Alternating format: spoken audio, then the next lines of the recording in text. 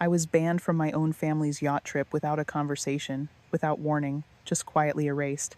My name vanished from the guest list, and someone else slid into my cabin like I had never existed. The worst part was not the exclusion. The worst part was how long I tried to believe it was accidental.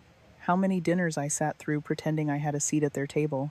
Then a deckhand looked me in the eye and said, "Welcome aboard, owner." I laughed, because it was true. And the way their faces tightened in that moment told me the truth terrified them more than the lie ever did. My name is Fiona. I live in Charleston, South Carolina, in a restored shotgun house with peeling paint on the porch rail that I keep meaning to fix. I run a logistics consulting firm that started as me, a laptop, and a rented storage unit that smelled like wet cardboard. My husband, Andrew, is an attorney who likes crisp suits and clean lines. His family, the Hawthorns, likes polished silver and the kind of silence that makes you question your own memory. I start my mornings slow. Coffee in a chipped ceramic mug. Sunrise spilling through the kitchen window.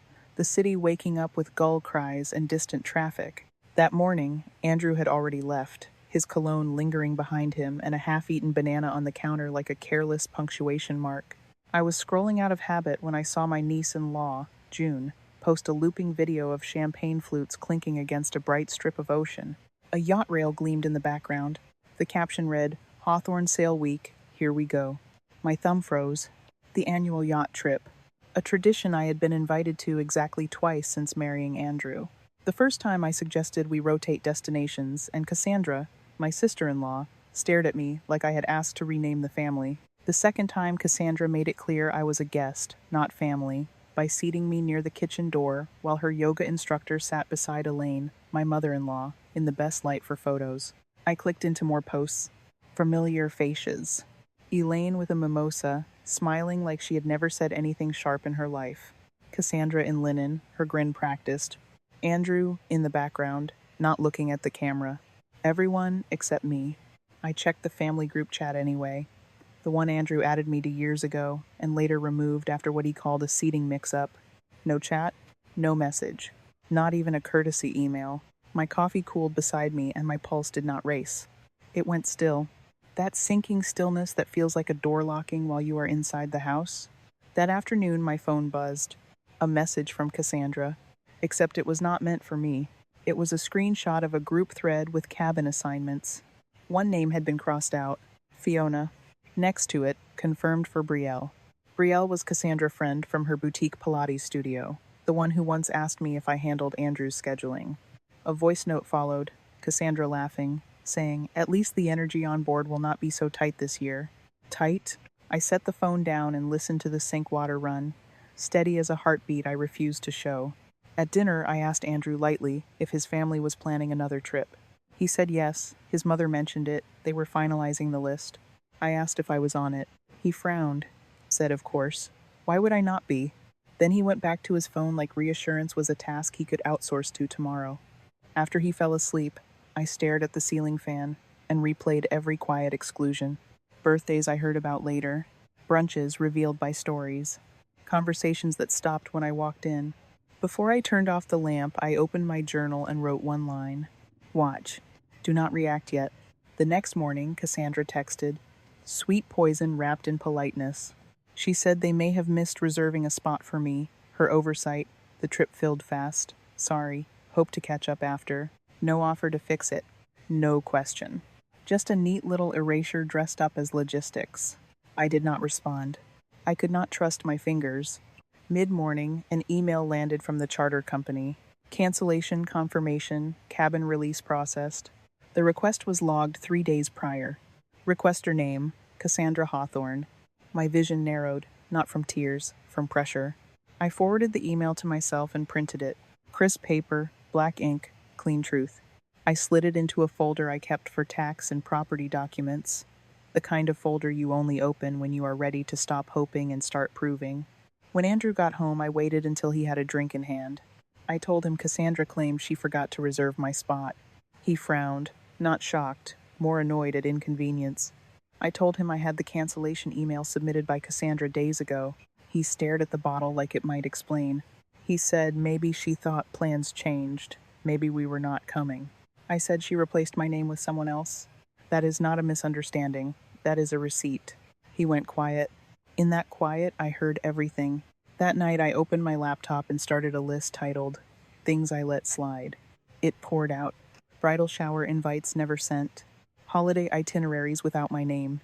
A family photo where I was cropped at the shoulder. A charity event I organized that Cassandra introduced as her vision. The list made my jaw ache, not from anger, from clarity.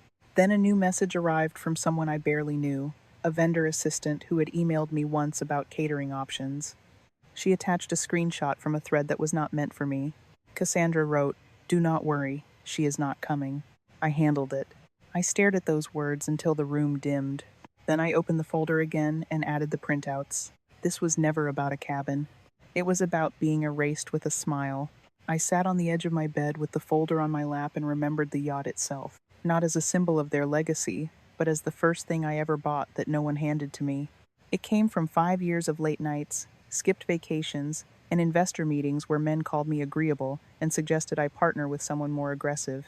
They meant male. They just did not say it.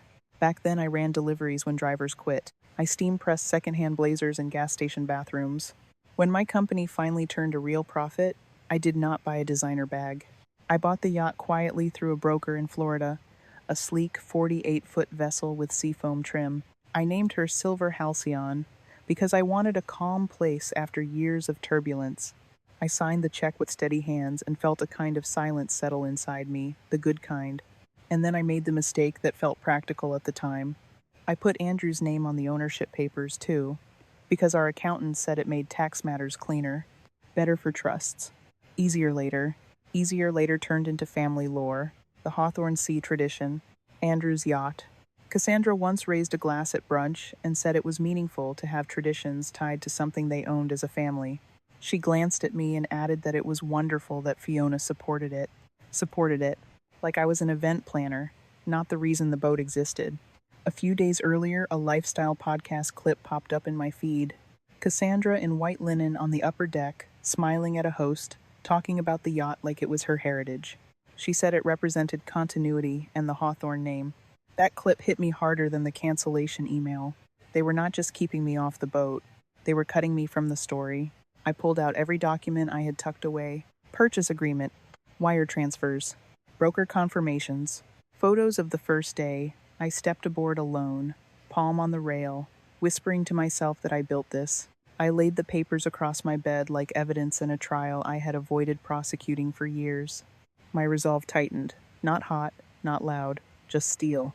That evening, Cassandra went live during a candlelit family dinner. I did not search. The notification appeared like a dare. Long table, gold rim plates, soft music, a caption about legacy and love. Elaine beamed at the head of the table. Cassandra sat center. Andrew sat a little to the side, sipping wine. No one had mentioned this dinner to me. It was orchestration. Cassandra stood to toast. She spoke about gathering and tradition, about bringing only those who understood what their legacy meant, those who added, not subtracted. A blade wrapped in velvet. I rewound and watched the sentence again, memorizing the exact shape of it. Andrew did not flinch on screen. That hurt more than her words. When he came home, I played the clip for him. He said Cassandra liked theatrics. He said it was just a dinner. I said it was a statement, and he sat through it. His silence was resigned. I felt something inside me settle into place like a lock turning. The next morning, I printed a transcript of her toast and highlighted the legacy line. I added it to the folder. Then I texted Cassandra one sentence. I hope your speech felt honest. We will see how it holds up in person. No emojis. No explanation. I booked a card to the marina in St. Michael's, Maryland, where the yacht was scheduled to depart. I did not pack sunscreen. I packed receipts. Andrew watched me lay documents into protective sleeves like I was preparing for court. He asked if I slept. I said enough. I told him I was going to Maryland the next day. He said it was too soon, that we could talk to them. I told him they made it loud. I was responding in kind. He said he did not want to choose between me and his family. I told him he did not have to choose, but he had to stop pretending. His mouth opened and closed. Answer enough. By late afternoon, a friend from his side, a quiet cousin named Tessa, texted me a screenshot of the boarding manifest. 10 names. Not mine. The heading read, confirmed. Cassandra had done it officially, professionally, with the kind of confidence that comes from believing you will never be challenged. I reopened the old group thread Andrew once removed me from and typed 3 words. See you tomorrow. Read receipts lit up. No replies. That night I called our attorney's office. I asked for confirmation of ownership rights. The assistant said I was listed as co-owner with full equal rights. I asked for a clean PDF and a printed copy. Then I zipped my suitcase shut. Inside was not vacation clothing. It was years of swallowed words, folded neatly, ready to be unpacked on my terms. The sky over the Chesapeake was still gray when I stepped out of the car. The marina smelled like salt and diesel and money that did not need to introduce itself. My coat flapped lightly in the wind. I wore a simple navy dress, structured and plain, because this was not about glamour. This was about being undeniable. My suitcase wheels clicked across the dock in a steady rhythm that calmed me. I saw Cassandra near the boarding gate, hair pinned, smile ready, champagne flute held like a prop. She was mid-conversation with a guest I did not recognize, someone in beige linen who looked like he belonged in a brochure. Cassandra glanced up.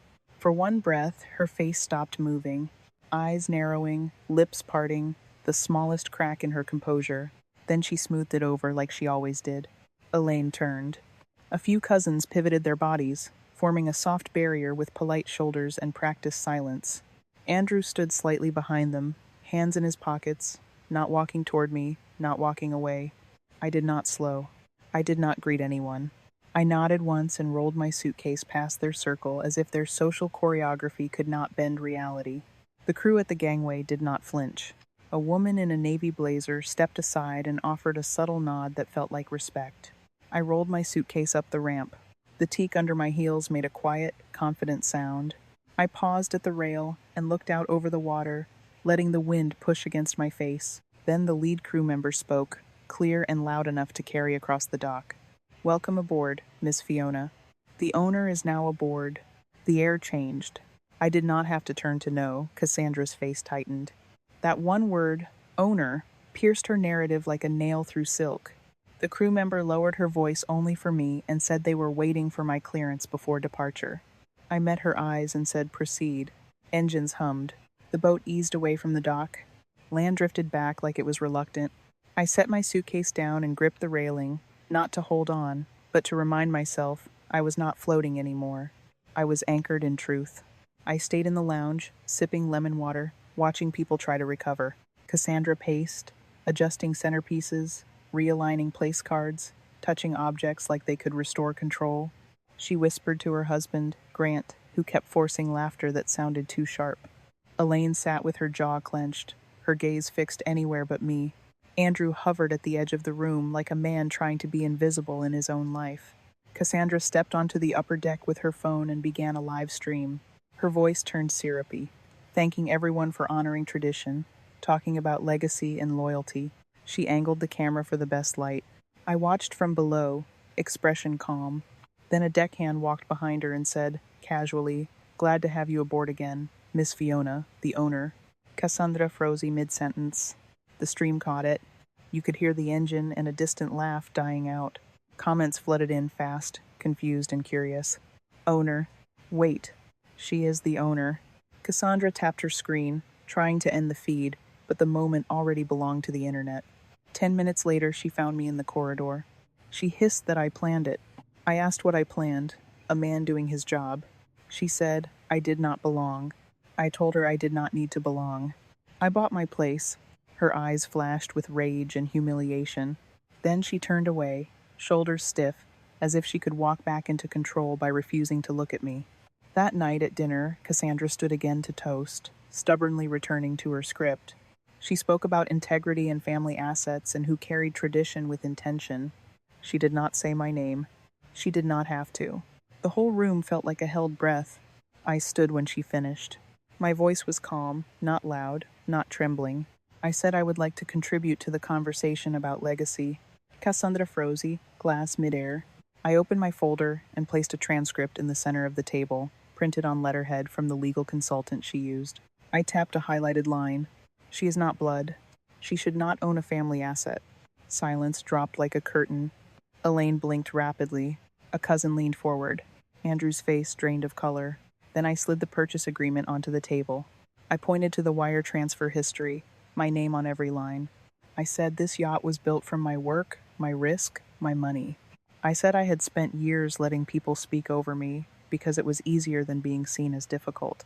I said I was done. This was not about being included. This was about being visible. If they wanted to talk about legacy, they could start with the truth. Andrew finally spoke, voice rough. He asked Cassandra why. Cassandra stammered that she was protecting the family, that she did not think, that she assumed I would not care. I told her she assumed I would stay quiet. She was almost right. A friend of the family, a man named Howard, said he thought everyone had been told a different version. Others murmured agreement. Not dramatic outrage, just realization. Elaine tried to suggest tabling it. I said no. I said you do not table a person. You either acknowledge them, or you admit you erased them. I gathered my papers with care, like a surgeon closing an incision. Before I left the salon, I said if anyone wanted the truth, they should ask the person with receipts, not the person with the loudest speech. Then I walked out into the clean night air and listened to the ocean slap the hull, steady as a verdict. Later in our cabin, Andrew stood by the dresser, folding a shirt he had not worn. He said he thought he always knew. Not the extent, but he saw things. He said he should have spoken up. He said he kept hoping it would work itself out. He did not look at me when he admitted he let Cassandra write the script because he did not want to ruin the show. I told him he still let it go on too long. He said he knew. I did not forgive him in that moment. I did not punish him either. I simply let the truth sit between us, heavy and real, the way it should have from the beginning. The next morning, the yacht was quieter. People moved like they were careful not to disturb something fragile. Cassandra did not appear at breakfast. Elaine approached me later on the deck and said she did not see it before, but she did now. It was not an apology. It was recognition. I nodded once. That was all. By the time we returned to shore, the story had already escaped into the world through Cassandra's failed live stream and the whispers of witnesses. But the most important shift was inside me. I was not fighting to be invited anymore. I was choosing who deserved access to my life. A week later in Charleston, I hosted a Sunday brunch in my own dining room. Simple food, warm coffee, sunlight on the table. I invited a few people who had shown me quiet respect. Not everyone with a famous last name. Andrew made the coffee. He did it carefully, like a man learning how to be present. That afternoon, I found an old note from my father, tucked into a keepsake box. It said, "Do not fight for a seat. Build your own table." I sat with it for a long time. Here is what I learned. Subtle exclusion trains you to doubt yourself. It turns your instincts into questions and your dignity into something you barter for crumbs. The only antidote is truth, spoken plainly, backed by evidence, delivered without begging. When someone tries to erase you, do not scream into their performance. Step into the light and let reality name you correctly. If you have ever been made to feel like an outsider in your own family, if you have ever swallowed your voice to keep peace, I want to hear you. Tell me what your turning point was. And if you are still waiting for it, let this be your reminder. You do not need permission to take up space. You just need the courage to stop pretending you do not already own it.